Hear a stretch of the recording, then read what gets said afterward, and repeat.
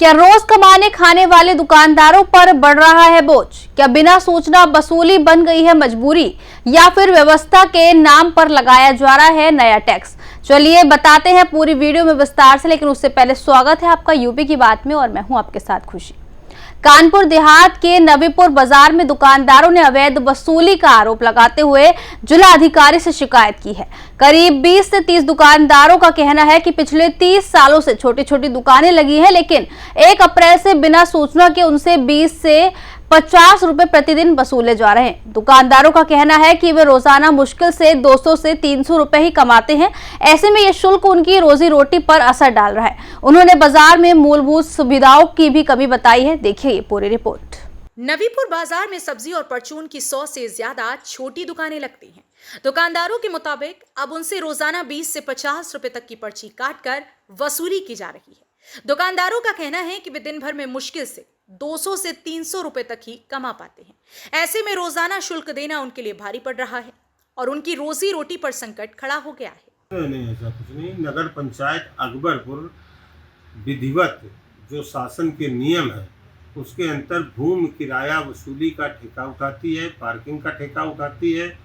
विधिवत उसका नियमों का पालन करते हुए नगर पंचायत अकबरपुर ने पार्किंग शुल्क का एवं भूमि किराया वसूली का ठेका उठाया है, जो नियमानुसार है, और जिन ठेकेदारों को मिला होगा वो वसूली नियमानुसार कर रहे होंगे। जो नगर पंचायत के नियम है उनको फॉलो किया जाएगा। अच्छा, उनका एक आरोप ये भी है कि इससे पहले हमें कोई सूचना नहीं दी गई है और 10 स्क्वायर के समथिंग जो है उस पर पर्ची काटी जाएगी 10 रुपए के। ऐसा कुछ और नहीं कुछ है। लोगों की पर्चियां जो है किसी से 50, किसी से 30, किसी से 10 उसका नियम है भूमि किराया वसूली का। नगर पंचायत बोर्ड, चेयरमैन साहिबा और ईओ साहब और पूरा बोर्ड नहीं, प्रस्ताव पास हुआ है, आज से नहीं, बहुत पहले से है, कई वर्षों पहले से है कि 10 रुपये मीटर, 10 रुपये स्क्वायर मीटर किराया है भूमि किराया, और 10 रुपये उसका ऑटो का एक प्रतिदिन में एक बार पार्किंग शुल्क का है। तो इन लोगों को क्या क्या सुविधाएं देंगे जिस तरीके से अब जो है अब शुल्क लगेगा? उनको देखिए, लाइट व्यवस्था है, सफाई है, पानी है।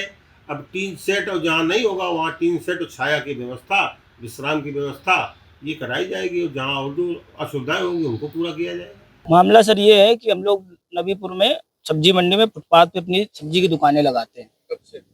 अब कुछ लोग 10 साल से, कुछ लोग 20 साल से, कुछ लोगों का कनेक्शन भी है, 30 साल तक हो गए, किसी को 20 साल हो गए, किसी को 10 साल भी हुए। नवीपुर में हम लोग अपना फुटपाथ पे दुकानें लगा रहे हैं। क्या समस्या हो गई? समस्या ये है कि अभी तक यहाँ पर जैसे हम लोग अपने अनुसार व्यवस्था किए थे, अभी तक कोई वसूली नहीं हो रही थी यहाँ पे। अब कल से यहाँ पे अनुचित तरीके से वसूली की जा रही है। 1 तारीख से किसी से 20, किसी से 50, किसी से 100, किसी से 40, इस तरह की वसूली हो रही है। और कहना ये भी उन लोगों का कि आज तो इस तरह से वसूली हो गई, कल से 10 रुपए स्क्वायर फीट मीटर के हिसाब से जमीन दी जाएगी, स्क्वायर फीट के हिसाब से। इससे जो वसूली हो रही है उससे पहले आपको कोई सूचना दी गई? नहीं, इसके पहले हम लोगों को कोई सूचना नहीं दी गई। एक सब्जी मंडी नवीपुर से हमारे पास जो ठेकेदार कभी वसूली नहीं की गई, वो वसूल करने के लिए पैसा आया था कल 1 तारीख को। उसमें अवैध वसूली की जा रही है, किसी से 50, किसी से 100, किसी से 20, किसी से 30 रुपए ऐसे वसूली की जा रही है। ना वहाँ पर कोई सुविधा है और ना कोई क्या कहते जो है कोई वैल्यूएशन मिल रहा है कि मतलब क्या कहते दुकानदार अपना पानी की व्यवस्था कर सके। स्वयं अपनी व्यवस्था हम लोग करते हैं, लाइट की भी व्यवस्था अपने स्वयं करते हैं, झाड़ू भी अपने हाथ से लगाते हैं, ये सारी सुविधाएं अपने हाथ से करते हैं। किस तरीके से जो है वसूली करवाई जा रही है और कौन लोग हैं जो वसूली कर रहे हैं? अब यही नहीं मालूम हमें कौन आया, कल से आए हैं। हाँ, बस नगर पंचायत की पर्ची।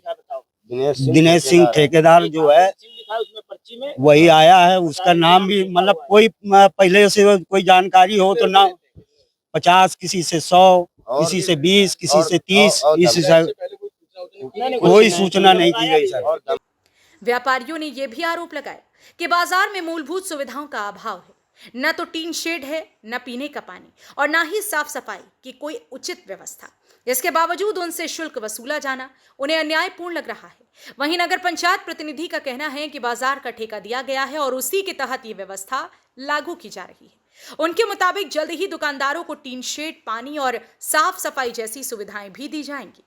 अब सवाल ये है कि क्या बिना पर्याप्त सुविधाओं के शुल्क वसूलना सही है। फिलहाल प्रशासन ने मामले की जांच शुरू कर दी है। अब देखना होगा कि दुकानदारों को राहत मिलती है या नहीं। फिलहाल इस खबर में इतना ही। देखते रहिए यूपी की बात।